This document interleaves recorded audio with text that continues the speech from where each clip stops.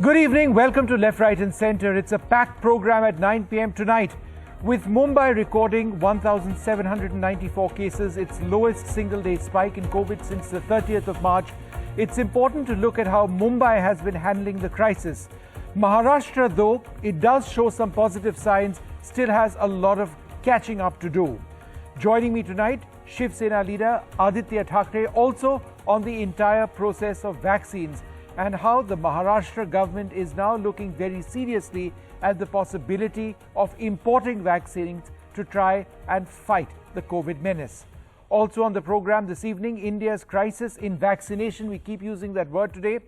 With the number of people being vaccinated collapsing, it may take years at this rate to get to the target numbers that we need. That's according to some analysts. Now, we'll be joined by our panel of experts and also the author Chetan Bhagat, who's been writing on how and why India is falling well behind the curve in vaccinations. Vaccinations are so important if we are going to come anywhere close to winning our fight against COVID. And what are the options now which are available not just for the centre but several state governments as well as they try and improve that situation? Remember, vaccines in very short supply. Joining us now, the senior Shiv Sena leader Aditya Thackeray, on a day in which Mumbai has recorded just 1,794 cases. One shouldn't use the word just because it's still a large number. But the fact of the matter is that the decline in Mumbai in terms of COVID cases has been quite remarkable. 74 deaths in 24 hours as well. You know, Aditya, when we were speaking to you about a month and a half back, the situation in Mumbai was completely different and people were really worried about where this might all lead. We'll look at Mumbai in a moment, but in the last half an hour or so, you've tweeted something important. You've said that Maharashtra could also consider importing vaccines. Tell us a bit about that plan. Thank you, Vishnu, for having me back again. And I remember last month, 4th of April was 11,000. That was a peak for the city of Mumbai and, of course, the Maharashtra. Today, like you said, Mumbai is around 1,794. Pune is around 1,165. So obviously the numbers are lower. But normally I do not trust, or none of us in the administration go by the Monday numbers because Sunday, the processing is a little slower. Having said that, yes, everyone's been working at it, trying to reduce our numbers, trying to reduce our caseload without hiding a single number. I think that is one of the most important things. But about vaccination, if you see really, I was just listening in before we joined in, and it's really true that till every Indian is vaccinated, every Indian is still not very safe. So we have to focus on our vaccination drives. We are at the BMC level, at the state government level, fully ready across all cities. Vaccinate our population, 18 to 44, that is the mandate given to us by the government of India in a very swift and efficient manner. Having said that, yes, like other states, we are scrambling and struggling for vaccines, whatever the short supply is today. We're hoping that we'll get more. We're in constant talks with the government of India and the producers. But at the Mumbai level as well, and as a guardian minister for the city of Mumbai, me and my colleague, Mr. Aslam Sheikh, and the mayor, Kishore Pednikar ji, plus the municipal commissioner, all of us have been deliberating. We discussed with the chief minister whether we can look at the possibilities of globally procuring vaccines for the city of Mumbai. And if we can do that, around 50 lakh vaccines, we have a roadmap to vaccinate the people within 3 weeks. So that is fully ready as long as we get the vaccine. More importantly, I can say that with a lot more confidence because you've seen everywhere that the vaccine hesitancy has moved away. People are excited for the vaccine. More than excited, I think they're eager to get the vaccine, get done with both the shots and carry on with post-COVID life. I think that is really crucial. And the government of Maharashtra just last week has drawn out a single check for any producer, any company around the world, any source where we can get 12 crore vaccine doses. That's 2 doses for 6.5 crore people in a single shot. So we're ready to pay a single shot and ensure that vaccination can be happening in a swift time. But we're just scrambling for vaccines right now. And if you get the vaccines in the number that you want, and could you just repeat that number of vaccines you're looking for? You say in 3 weeks' time, you'll be done vaccinating the target groups in Mumbai. We're looking, see, 3-4 weeks is plus minus, because of course it also depends on the speed of how many vaccines we can administer a day and, the entire healthcare system that is engaged in. But more likely, it is that we are working on 2 things. One is the chief minister has written to the prime minister requesting him for either, a different app through CoWIN for different states, because sometimes what happens is there are so many people logging in at the same time that there is a little delay in booking. So we've asked for that, or a separate app. If states can really control the slots, then we can make a roadmap of who gets it, how anyone gets it, and make it more efficient. I think that is one. And the other is, of course, if we get the vaccines that we need. We have roughly about 6.5 crore people in the bracket of 18 to 44, calculating about 2 shots for each of them. We've drawn out a single check in the cabinet last week, and we're ready to go for it.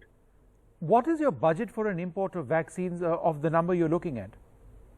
We are ready with the amount because what is most important to us, like you've seen in the past 1 year, is the safety of our citizens. Correct. I think today, if anything has to start again, be it the economy, be it service sector, be it manufacturing industry, in our calibrated lockdown that's still going on, but if we have to ensure the safety of everyone, I think the maximum stress today has to be on vaccination. And in the current scenario, with what vaccination numbers look at, and in terms of how many vaccines we're getting, the principal scientific advisor to the Prime Minister also said so, I think, last week. So we've been preparing for it for 2.5 weeks now. We've been speaking to different people across the board, doctors, to industries, to corporates. How do we prepare for it? Do we know what vaccine you're looking at in terms of an import? Because, Pfizer, it requires temperatures and it's much more expensive. No matter how well off or wealthy a state government you may be, there are cost considerations. So therefore, what are you looking at? I think for me to speak as a minister about a particular company wouldn't be really fair on any other company. And we've seen around the world that all technologies, be it the traditional vaccine, the RNA, the vector-based, everything is being used across the world. And largely it is seen as a safe vaccine. Every vaccine, whatever comes in the hand, everyone's been using it around the world. We've also seen hospitalizations reduced drastically after the administration of a vaccine. Yes. So I wouldn't, speak of a particular vaccine or a cost. Would you talk about a time period within which you would decide this? I was just saying that how for us, the cost is not really a big matter, because for us, the cost of every life lost, the cost of every person on a ventilator is much more. And we're looking at, procurement at the earliest, because for us, we want to make this into a mission that we vaccinate every citizen of Maharashtra at the earliest. Okay, that's absolutely fantastic. And one hopes that happens fast.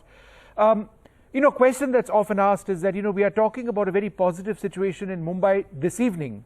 Why is it that Pune and Nagpur have not been able to replicate this success? So Pune has dropped in the numbers today drastically. It's come down to about, I think, 1,000 bracket again. But there are some districts that are on the low. There are some districts that are on the rise. And therefore, we're trying to manage our medical equipment, our oxygen, all the other requirements that come in along with the increasing COVID cases across the districts. We've got a task force of doctors, 11 doctors who are round the clock available to every doctor, to the administration as well. The chief minister, the deputy chief minister, all of them are engaged constantly, taking feedbacks and, giving out directions for everything and anything that's needed to control cases. What is most crucial today is that we reach out to every possible person who has to be tested, who has symptoms, and who has to be hospitalized. Because the earlier we detect the cases, like I said, even last time I was on TV with you, the better it is for us to get them recovering soon and help cut the transmission of cases. So I think that is very crucial for us. Aditya, you've spoken about preparing for, and your government has spoken about preparing for the third wave. Is that something that really worries you? Why would you be looking at a third wave? Is it because of the mutant strain which we are talking about over here in India, the India mutant strain B1617? Is that what worries you? Strains is something, what we go by the advice of the doctors. But what worries me is, just apart from strain, the return of another wave. Because if you see last year as well, we had our first peak around, say, when we started off, it was April, May, just the time we started off peaking this time again. And the next peak was around September, October, where we had our highest numbers in Mumbai at around 2,000, and likewise for other cities. Going by that trend, and with the absence of a large scale of vaccines, we've had our peak around April. We are on the downward slide in May, which is a good trend, but I would still keep my fingers crossed, keep the seatbelts fastened, because, it's not the time for celebration or declaring victory. Even though we've got praise from the Prime Minister, from the Niti Aayog CEO, from the Supreme Court, I think for us, what is crucial is we take that as fuel to keep the guard higher and to keep our work going on. But the next trend that might come in, as per the observation of, through a perspective of a layman and not scientifically speaking, would be around September, October, possibly before or after that. Having said that, we were looking at the second wave in Western Europe. We were looking at the second wave around the world, and we thought will be stronger than the first wave. Just how strong is what nobody could really calculate. Even if you see the peak of Mumbai last time was around 2,000 cases in September. This time it went to 11,000. Mm-hmm. So we've got to be preparing for that. A couple of things we're doing for the third wave preparations, if I may just take 2 minutes from, Sure. Your time is, One is a medical response to the third wave. That's what we're preparing for. There is a team that is looking at handling the second wave that is going on right now. The third wave, what we've started off is the medical response. So in terms of medical response, can we vaccinate as many people as we can? That is the first option. Two, there are talks about double mask, single mask, N95, all of that. So we're trying to put out as much as clean, clear information as possible in terms of awareness.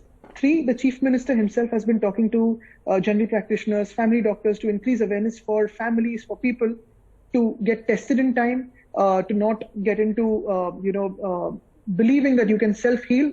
You need to get tested and go on the advice of a doctor. Three, in terms of medical response, the demography it might hit, looking at the seroprevalence, you have the senior citizens who are affected by COVID, you have the middle-aged people who've been affected by COVID. You might just have teenagers or children being affected by COVID, and this is not something I can vouch for. This is a trend that we are seeing around the world, and we're seeing in the second case. So herein is where we're preparing. Can we increase pediatric wards? Can we include pediatric doctors into this? Can we have more NICUs getting prepared? So that is one of the medical response. And of course, all of us as ministers, all of us as elected representatives across party lines, we're looking at increasing our ICU capacities, our ventilators, our oxygen concentrators, because finally it's all about breathing oxygen. I think that is what we're looking at. Bed capacities, of course, has been increased multiple times and multifold across Maharashtra. The second response that we need to the third wave is the civic response. How do we have COVID appropriate behavior when we say that we're going to tackle the third wave? The CDC the other day has said that is an airborne disease. Right. So how do you grapple with that? How do you deal with that? Do you have one mask that is enough? Can you have ventilated rooms? Can you have open restaurants? Can you have offices that can work from home or have staggered timings? I think that is the second response. And the third is corporate. When I say corporate, I don't necessarily mean CSR because they've been kind enough to open the coffers to all the country. But I also mean that manufacturing industries. Today, what happens is there's a manufacturing industry, and unfortunately, if someone falls ill, the whole industry is isolated and tested. But can we have methods by what we can actually test them twice a week? Can we ensure that the industry goes on? So these are some of the things we're working on for the third wave. Lots of moves and measures that you're looking at over there. Thank you so much. I think this news of a possible import of vaccines and 3 to 4 weeks, give or take a few days here and there, to vaccinate a city as large as Mumbai, that is a huge deal if it works out, and one certainly hopes that it does. And Thank you. That's depending on both. And citizens have been largely responding, so we're confident of going ahead with great That's speed. Fantastic news. Thanks, Aditya, very much for being with us this evening. Thank you. Well, we're going to actually continue this discussion on vaccines. I'm joined by Dr. S.K. Sareen, the Director of ILBS, and Dr. Sunila Garg, member of the Lancet Commission of the COVID India Task Force.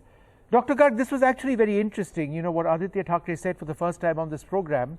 If they import vaccines and they're willing to pay for it, then in a very finite period of time, a city as large as Bombay can actually be vaccinated. Is this a possible solution in the situation that we are in now? See, definitely, Vishnu, this is a very, very important question, because what we have to realize is that, the herd immunity will come with the vaccination. Because people who are infected, in them the antibodies will last for a period of time. But then, after that, they will disappear. So vaccination is something which we have seen in context of smallpox, polio, and all these initiatives, that herd immunity will only come with the vaccine. But we have to, India will not be, having only 2 or 3 vaccines. We'll require whole bunch of vaccines, to take care of at least initially about 90 crore population, and then about the rest of the population, which will be comprised by children, because you raised a question about the third wave part. So, but right now what I'll have to say is that we have to behave very, very, strongly with regard to this current wave. That means we have to strengthen our infrastructure, we have to do masking, testing, treating, tracking, and also we have to look at the immunization part. And then simultaneously prepare, our capacities for the, the next wave, because that is going to be, if at all it comes, that's going to be little challenging. Because many people cannot manage children. Adults can be managed by pediatricians, they can be managed by anesthetists, they can be managed with, many of the, physicians and everybody. But children are unique, so that's why, the question of NICU and PICU, that is pediatric intensive care unit, or, neonatal intensive care unit also becomes very important, but we can't predict. But as of now, we have to look currently at the second wave which is on, and we have to tackle this first. And then automatically we can say that the third wave will automatically take care of itself. Dr. Sareen, what is your situation in Delhi with regard to vaccines right now? So many people, 18 to 44 want to get vaccines. How many days supply do you have left? Well, I think Dr. Sinha might be in a better position to say, but as of now, I guess there are 4 to 5 days and we may have more vaccines coming. There is a huge need for vaccines, and I think the move by Mumbai or by any other state of that kind would be very welcome, because you need vaccines and you need them fast and you need effective vaccines. So that's a very good move. We should remember that all the states are calculating 2 dosages at a time. If you calculate single dose at a time and then you give a space maybe of 8 weeks or even 12, as UK people have done very smartly, then I think we can tide over partly about this vaccine urgency and vaccine deficiency.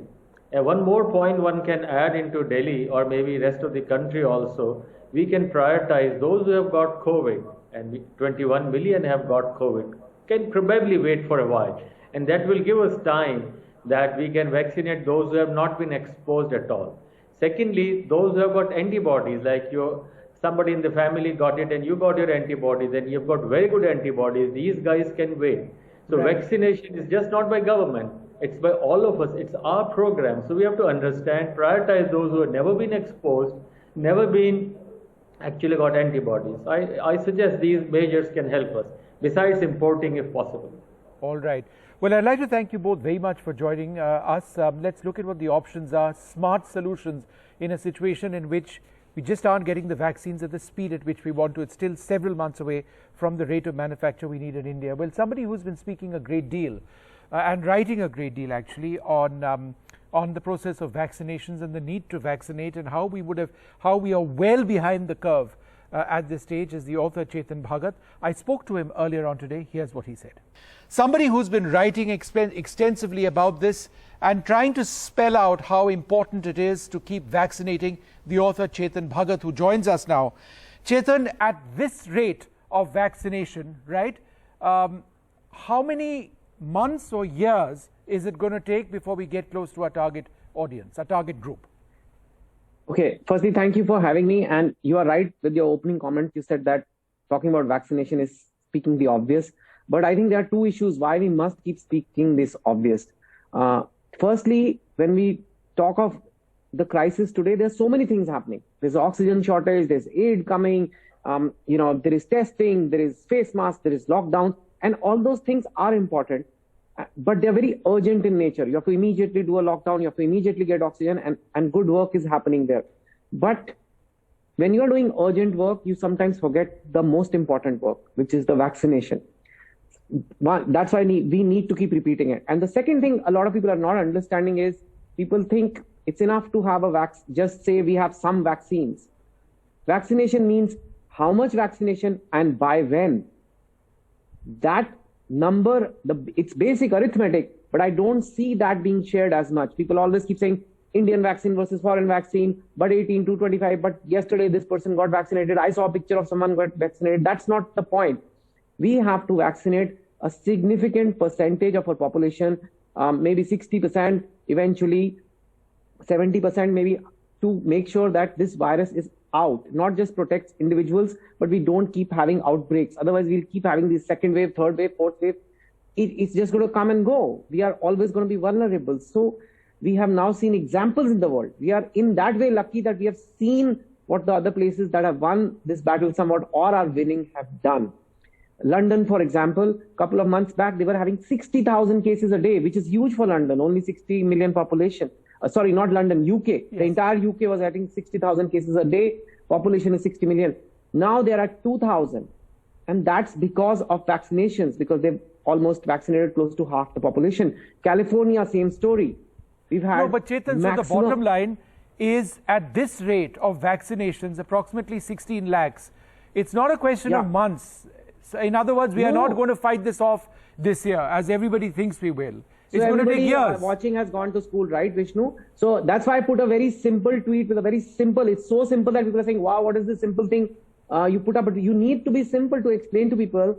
We will need to vaccinate at least 100 crores Indians. If we have 140 crore of us, if eventually we need to vaccinate 100 crore, and it's a 2-dose vaccine, so we need 200 crore doses. It's not enough to say, oh, look, plane full of vaccine. That's 5 lakh doses. It doesn't matter. It's not even enough to say we've ordered 10 crore doses. Sounds like a lot, but we need 200 crores. And the vaccination rate tells us by when we'll be able to do it, even if we have the doses. So if it's 16 lakhs, if you do the calculation, it comes to around more than 3 years, 4 years, something so like Chetan, that. the bottom line over here is last year we should have gone and bought the vaccines, right?